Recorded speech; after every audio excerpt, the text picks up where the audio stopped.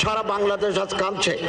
ধর্ম মন্ত্রণালয়ের নির্দেশনায় বাংলাদেশের গ্রামে গঞ্জে শহরে বন্দরে সব মসজিদে আমাদের ভাই জনাব শরীফ ওসমান হাদির জন্য দোয়া, খতমে কোরআন, জিকির আজকার সম্পন্ন হয়েছে।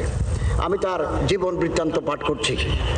1993 সালের 30 জুন ঝালকাঠি জেলার নলছিটি উপজেলার জন্ম নেওয়া কবি শরীফ ওসমান হাদি বাংলাদেশের স্বাধীনতা ও সার্বভৌমত্বের প্রতীক হয়ে উঠেছেন। তার ক্ষুরদার যুক্তি, দেশপ্রেম, মানবিক মূল্যবোধ, দৃঢ়তা দিয়ে তিনি দেশকে ভালোবেসেছেন। জান দেব কিন্তু জুলাই দেব না, এই স্লোগান বুকে ধারণ করা হাদি ছিলেন গুম, খুন ও বাংলাদেশের মানুষের গণতান্ত্রিক অধিকার কেড়ে নেওয়া ফ্যাসিস্ট আওয়ামী লীগের বিরুদ্ধে জুলাই পরবর্তী সবচাইতে তীব্র কণ্ঠস্বর।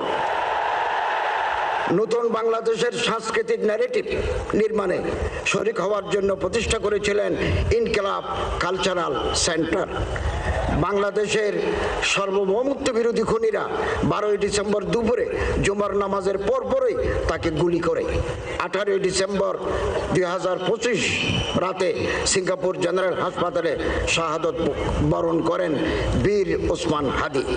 ওরা ওসমান হাদিকে নিশ্চিহ্ন করতে চেয়েছিল, আর ওসমান হাদি হয়ে উঠলেন আমাদের সবচেয়ে বড় প্রতীক স্বাধীনতা এবং সার্বভৌমত্বের। আল্লাহ তাআলা ওনার মাগফিরাত করুন এবং বেহেশতের অসংখ্য নাজ ও নিয়ামত দিয়ে আল্লাহ তাকে সম্মানিত করুন। আমিন।